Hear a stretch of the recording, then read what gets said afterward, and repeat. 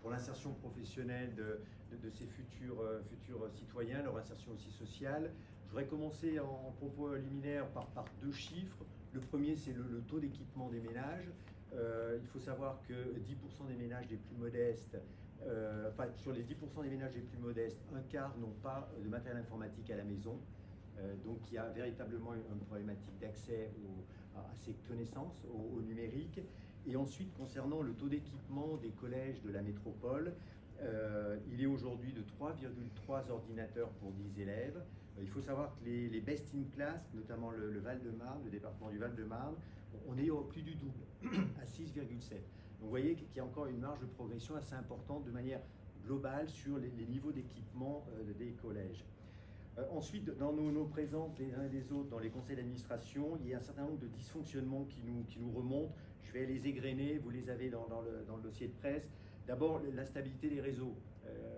Les réseaux sont souvent instables, les accès Internet ne sont pas forcément suffisamment stables. Donc vous imaginez un enseignant durant un cours, le réseau tombe en carafe. Et ça, c'est quelque chose qui remonte très régulièrement. Les serveurs sont aussi souvent en sous-capacité, c'est-à-dire qu'ils n'ont pas la capacité de stocker le travail des élèves d'une classe et de l'enseignant sur toute l'année. Donc régulièrement, il faut effacer des documents. Donc il y a aussi une perte de la mémoire du travail des enfants et de celui des enseignants. Les salles ne sont pas toujours adaptées. Et là, on a un exemple de la classe Ulysse du collège Jean-Jacques Rousseau à Tassin, où on nous rapporte que l'enseignant a dû faire un partage de connexion avec ses élèves parce qu'il n'y avait pas suffisamment de prise et d'accès réseau. C'est un exemple, mais certainement un exemple parmi tant d'autres. La maintenance n'est pas toujours à assurer. Les taux d'utilisation d'équipement du coup font que parfois il faut attendre plusieurs jours avant que le service de maintenance informatique intervienne. Donc là aussi, l'enseignant ne peut pas programmer correctement les interventions informatiques quand le matériel ne fonctionne pas.